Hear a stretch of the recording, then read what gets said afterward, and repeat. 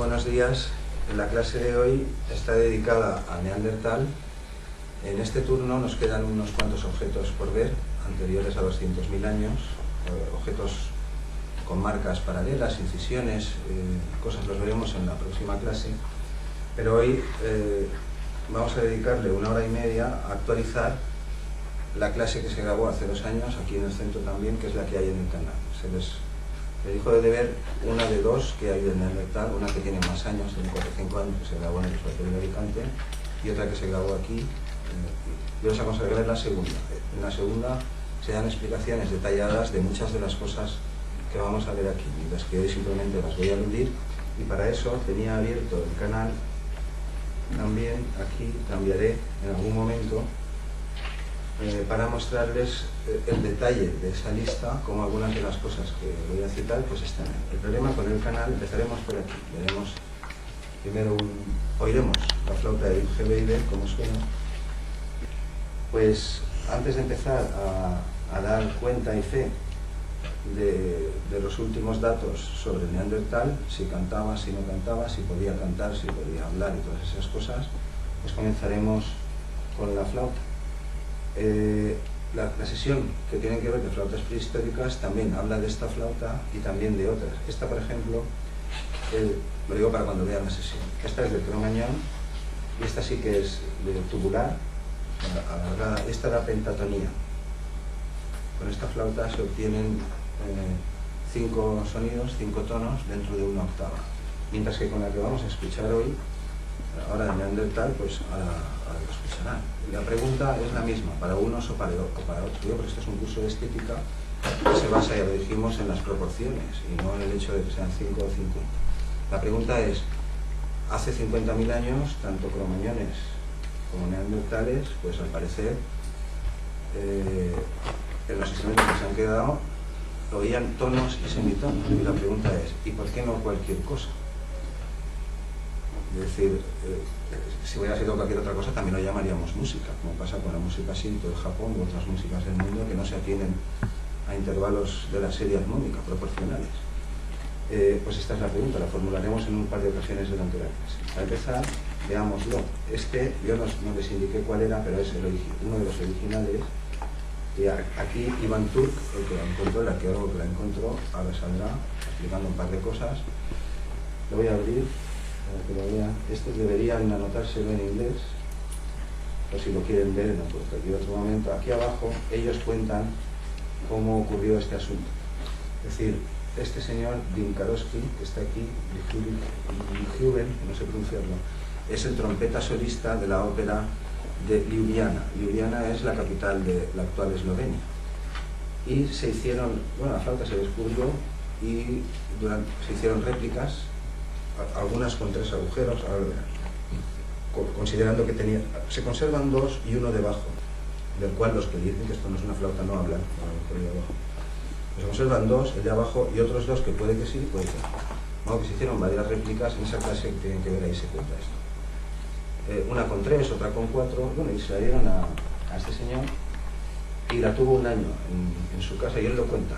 Dice, claro, el trompetista tiene familia, pues tiene su trabajo y su vida, pero los fines de semana, dice los sábados, los domingos, pues ahí lo echaba yo un rato, a ver si encontraba una digitación, es decir, que cada vez que yo quiera hacer un sol, pues hago algo así, ¿no? Y él lo cuenta así, dice, durante 1 año, pues traté con el problema, pero no lo encontraba.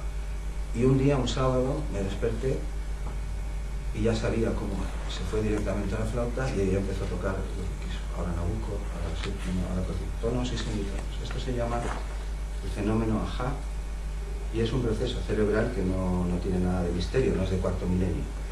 O sea, si te crean fenómeno Ajá, ahora les explico rápidamente. Aquí está, fenómeno Ajá.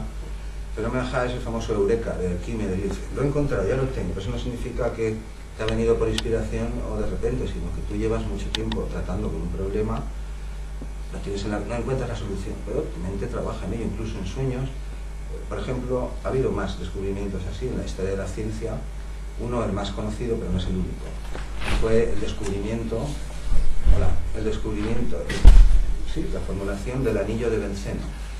La estructura molecular del benceno, el químico también lo contaba así, Kekulé, se escribe con K, Kekulé, pues igual, llevaba mucho tiempo intentando averiguar, deducir por la razón, antes de poderlo observar con microscopio, así cómo era.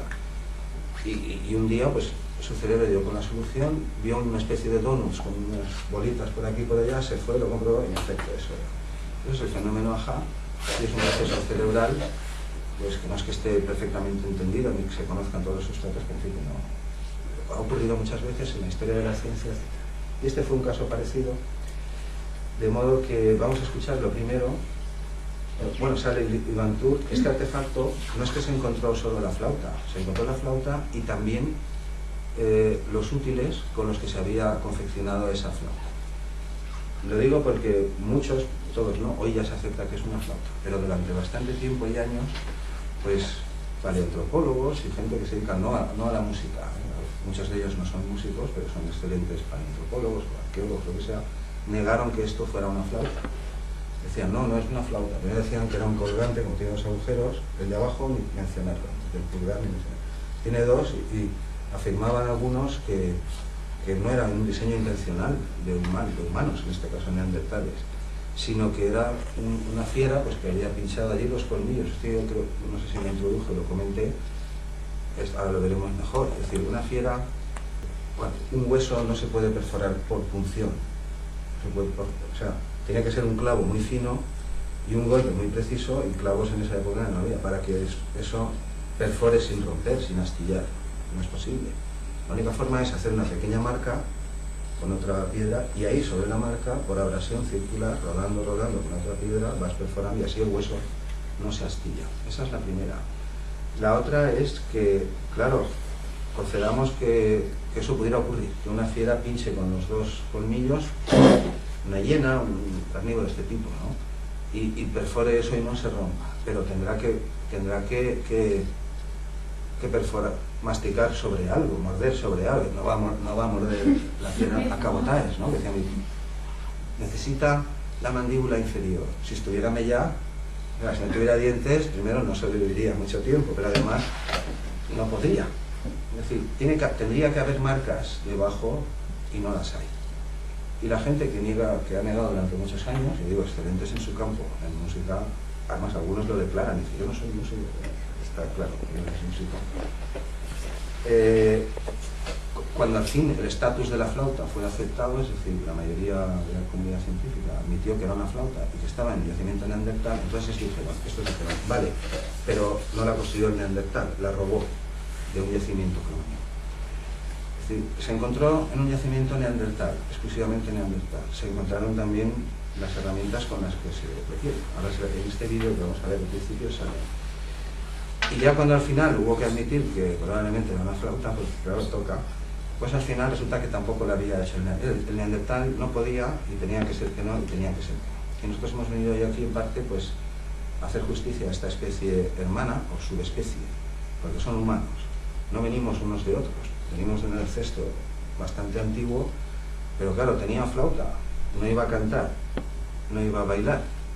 No digo, pues lo que hacemos ahora, pero claro, o sea, todos los ritos y todas las costumbres que observamos hoy en culturas o en pueblos que antes llamábamos primitivos, pero que hoy llamamos de otra manera, aborígenes o como queramos pensar, pues se podrían predicar perfectamente del neandertal, pero el último neandertal se extinguió hace 28.000 años en Gibraltar, ahora lo veremos. Y otras especies que no conocíamos, humanas, como el hombre de Denisova, hasta hace unos pocos años, o el hominino de Flores, el hombre de Flores, que se extinguió hace 12.000 años, o el hombre de Denisova se extinguió hace menos de 40.000 años. Es decir, que hace 50.000 años no solo estaban los neandertales y nosotros, había otras especies de Homo, o subespecies, habría que llamarlas, y de esto irá la clase. Pues al final les mostraré también un pequeño corto de 2 minutos en donde se ilustra, en nuestra modesta opinión, malamente este asunto de si el neandertal robó una flauta y para qué la roba. Es decir, si no sabes tocarla ni para qué sirve, porque esto ya son reconstrucciones que hacen los documentales, ahora lo veremos, que sorprende cómo algunos, con los mismos datos, pueden negarlo todo o decir una cosa y la contraria. Les mostraré algún autor que afirma que los neandertales eran más musicales que nosotros, pero niega que eso sea una flauta. Es decir, este no es músico. Hay autoridades que pueden decir una cosa y la contraria y no pasa nada. Y otros como Turk y algunos que vamos a ver aquí, pues han tirado años y años insistiendo y perseverando y publicando sus trabajos. Muchas veces no se le ha hecho ni caso. Ahora ya sí, o incluso han pagado con el desprecio académico. Bueno, pues voy a hacer un corto. Perdón. No lo veremos entero, dura así 8 minutos, pero ustedes lo pueden oír entero si quieren. Bien, pues escuchemos a Jim Karosky, que es el que sale tocando. Se ha puesto una túnica en plan druida y se ha metido en una gruta y ahí pues él hace sus cosas, pero esto cualquier músico lo sabe, es parte del espectáculo. La puesta en escena es parte del espectáculo, entonces eso que no les impida ver lo que escuchar, lo que van a ver. Pues esta flauta está fechada entre 42.000 y 60.000, más o menos, depende de dónde lo vean, y el yacimiento es enteramente neandertal.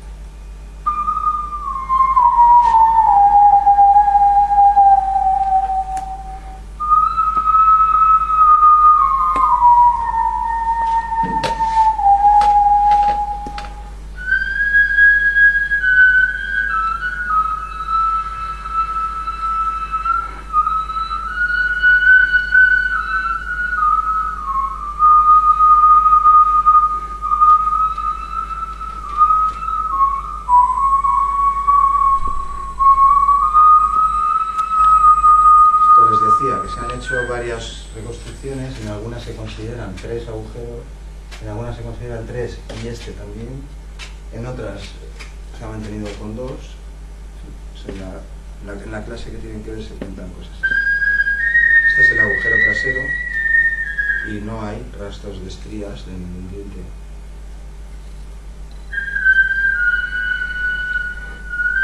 Él es el solista de trompeta.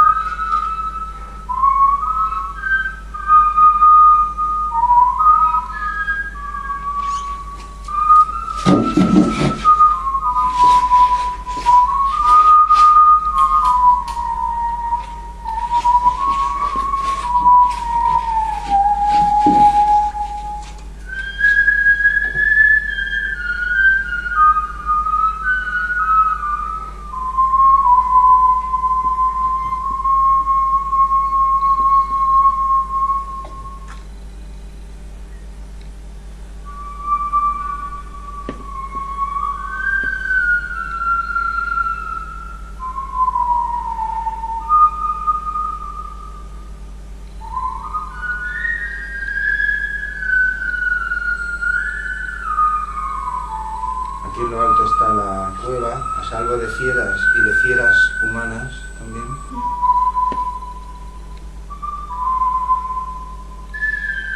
Aquí no hay cromañones, son nadie. Él es Jim Karosky.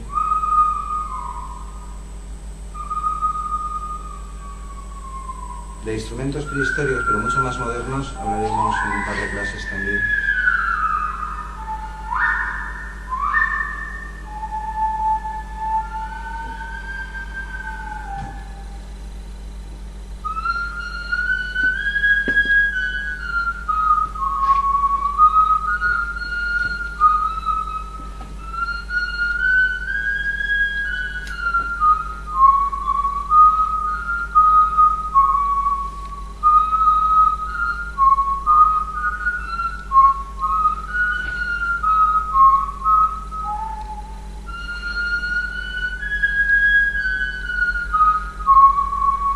Serán algunos de los útiles, pero ahora se mostrarán mejor.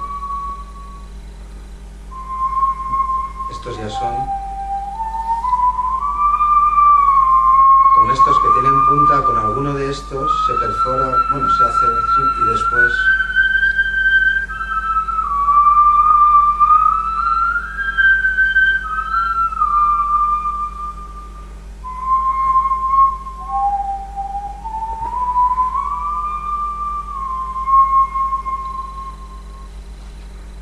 con este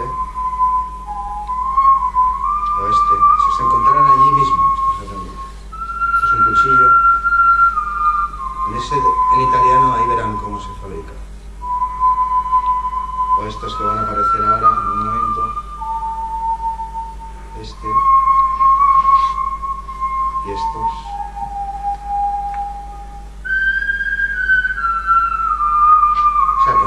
solo la flauta, robó también las herramientas. Eso al final.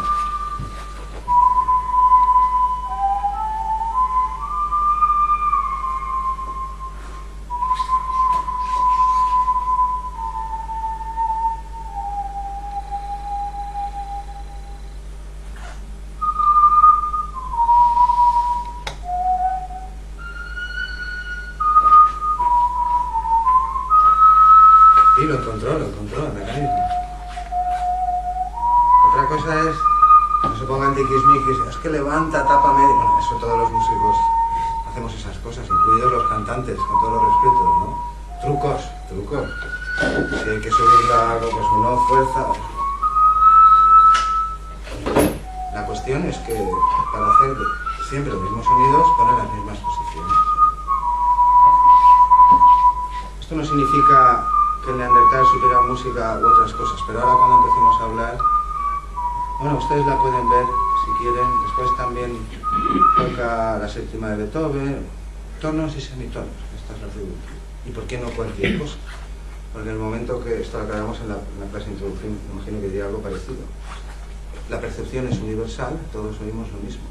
Pero en el momento un individuo, o un pueblo, o una cultura puede elegir, como hacen en Oriente, la pentatonía, pero lo oyen igual que nosotros. En el momento en que yo elijo hacer tonos y semitonos, o glissandos, o cualquier otra cosa, pues estoy tomando una decisión estética, claro. De otro modo, la música no se come. Con la música no matas fieras ni las amansas, al menos fieras no humanas. Las humanas puede que sí. El fin del arte o de la música pues está todavía pendiente. Hoy sí, porque hay un mundo establecido y es para trabajar, y hay unas funciones sociales, pero en aquellos tiempos lo puedo preguntar de otro modo, a lo mejor sí que ven en el vídeo. Hay al menos un neandertal sabe tocar la flauta, porque no la tendría. Y concedido que toque cuando hay ritos o lo que sea, que lo han convenido con el clan y místicas y todo eso que nos cuentan, vale bien. Pero si se queda solas en neandertal y está aburrido, imagina que se queda solas en el cuerpo, ¿tocaría la flauta? Yo os lo pregunto a ustedes como músicos, no como místicos que nos cuentan que hacían, ¿no? Es sorprendente a veces la capacidad de penetración histórica que tienen algunos y otros. ¿Ustedes la tocarían? ¿Se atreverían a tocarla? Y bueno, no, yo sí, no veo por qué no. Por miedo a que se abriera el espacio y apareciese ahí el dios del antiguo. Estas son cosas muy posteriores. Pues la pregunta es esa. ¿Qué hace un Homo sapiens o un neandertal a solas tocando la flauta? Porque habrá que concederlo. Sabe tocarla, está solo. Y se atreve, ya vamos a admitir estas cosas. Y entonces, ¿qué está haciendo? Porque eso no da de comer, no avienta fieras, no las atrae tampoco. Al final veremos un trocillo que intentará aclarar las cosas. Bueno, si quieren ustedes lo ven. El otro, el de italiano, ya saben dónde está, para la fabricación. El fenómeno Ajá, lo voy a dejar por aquí abierto, por si aparece alguna otra búsqueda del canal. Al final de la clase, en algún momento, les mostraré la lista detallada para que vean que muchos de estos temas están ahí y se pueden identificar fácilmente en 2 minutos, recordar lo esencial. Los garabatos geométricos del Neandertal, que son muy recientes, los hemos descubierto ese día, y algunas otras cosas.